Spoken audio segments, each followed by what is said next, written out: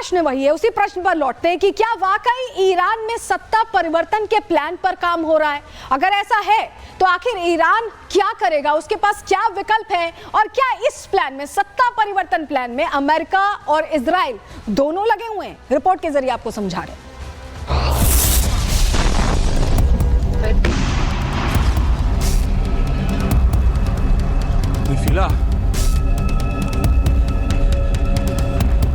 क्या America Israel का अंतिम लक्ष्य है खामनेई को कुर्सी से हटाना? क्या अमेरिका इजराइल कर रहे हैं ईरान में सत्ता परिवर्तन की कोशिश? ये सवाल इसलिए उठ रहे हैं क्योंकि अब ट्रंप नेतन्याहू की जोड़ी ने खामनेई के खिलाफ बिगुल फूंक दिया है। साफ साफ संदेश दे दिया है कि ईरान की सत्ता की कुर्सी पर अब खामनेई को बर्दाश्त नहीं किया जाएगा, और यह भी साफ कर दिया है कि ये लड़ाई खामनेई की विदाई तक जारी रहेगी।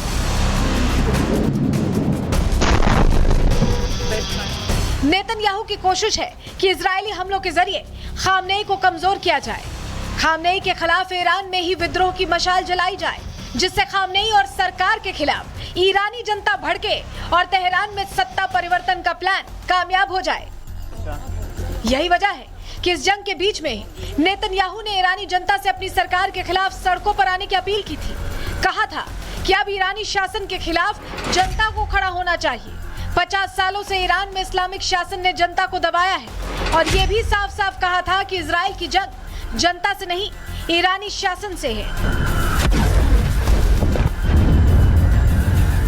नेतन्याहू के इस बयान से ही साफ हो गया था कि इजराइल का असली टारगेट क्या है। इशारों ही इशारों में नेतन्याहू ने बता दिया था कि असली लड़ाई सत्ता परिवर्तन की है, जिसमें इजराइल कई सालों से लगा हुआ है। यही वजह है कि इजराइल ने ईरान के सेना प्रमुख मोहम्मद बाघेरी और दूसरे सैन्य अधिकारियों को पहले ही मार दिया था, और अब ट्रंप ने मेक ईरान ग्रेट अगेन का नारा देकर इजराइल के इस प्लान पर मुहर लगा दी है।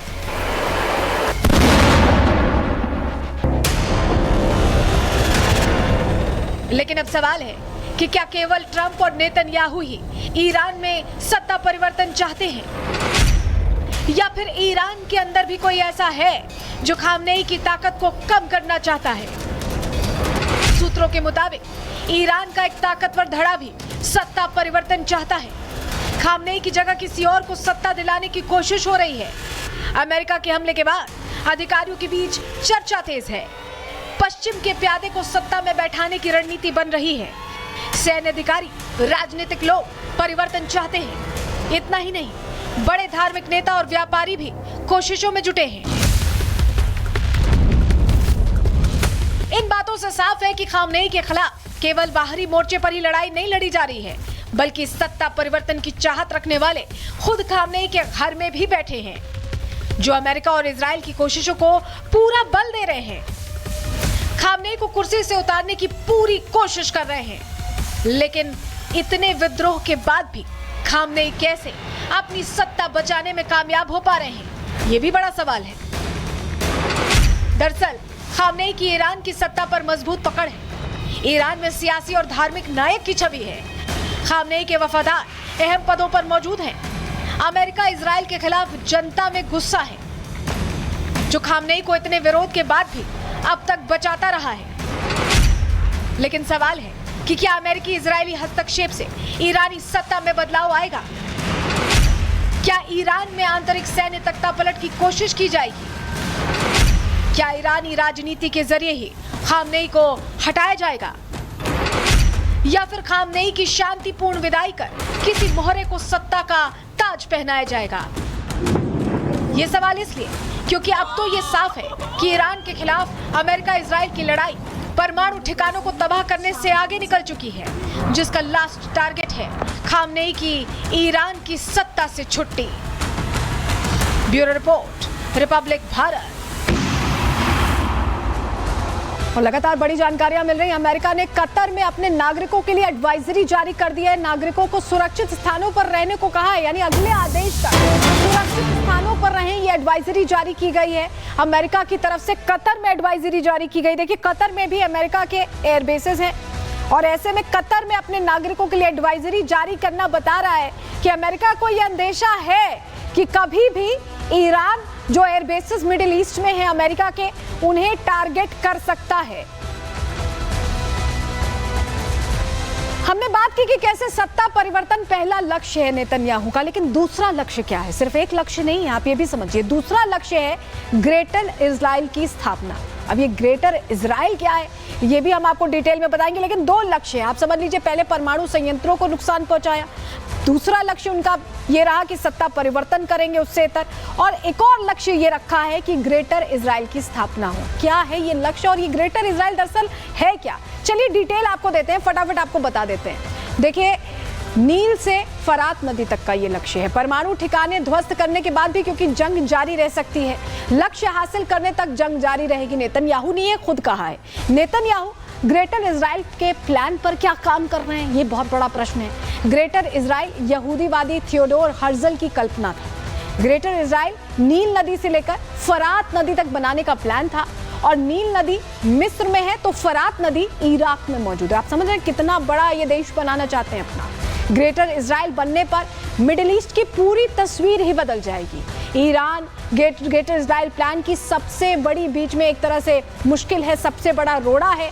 खामनेई अपने दम पर मुस्लिम देशों को एक करते रहे। खामनेई के सत्ता से हटाने का, क्या उन्हें मारने का प्लान है, और तब जाकर ये ग्रेटर इजराइल अचीव हो पाएगा, ये अपने आप में प्रश्न है। लेकिन ग्रेटर इजराइल जो प्लान है, जो नक्शा अभी आप देख रहे थे नेतन्याहू के हाथ में, अगर ये अचीव हो जाता है तो ग्रेटर इजराइल दिखेगा कैसा? कैसा होगा ग्रेटर इजराइल? उसकी परिकल्पना जो की जा रही है वो किस तरह से पूरी होगी? चलिए अब जरा ग्राफिक्स के जरिए आपको बताते हैं, समझाते हैं। देखिए, ये आप नक्शा देखिए, इजराइल अभी आपको यहाँ दिख रहा है, लेकिन इसमें और देश जुड़ेंगे। फिलिस्तीन की बात करें तो गाजा पूरी तरह से साफ हो गया, ये आपने देखा है। लेबनान में किस तरह का हाल हो रहा है, किस तरह से अटैक चल रहे हैं इजराइल की तरफ से, ये भी आपने देखा है।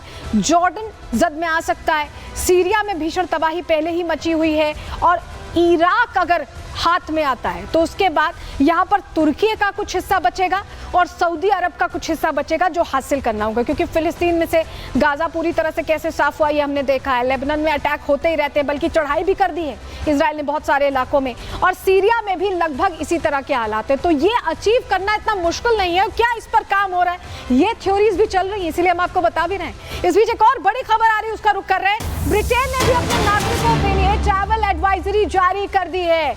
देखिए, अटैक ईरान की तरफ से हो सकता है, इसका खतरा है। ऐसे में ब्रिटेन ने भी अपने नागरिकों के लिए ट्रैवल एडवाइजरी जारी की है।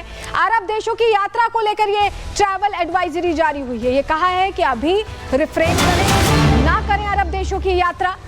यूएई, कतर, कुवैत, बहरीन को लेकर ये एडवाइजरी जारी की गई है कि इन इलाकों में फिलहाल ना जाएं। अरब देशों की यात्रा के लिए ये एडवाइजरी जारी की गई है। इसमें ओमान और सऊदी की यात्रा के लिए भी एडवाइजरी जारी है। तो ये जो मिडिल ईस्ट के देश हैं उनमें जो ट्रैवल करने को लेकर एडवाइजरी जारी करके ये बता दिया गया है कि अभी थोड़ा बचें, अभी मुश्किल वक्त है, इस दौरान ट्रैवल करना थोड़ी मुश्किल हो सकती है।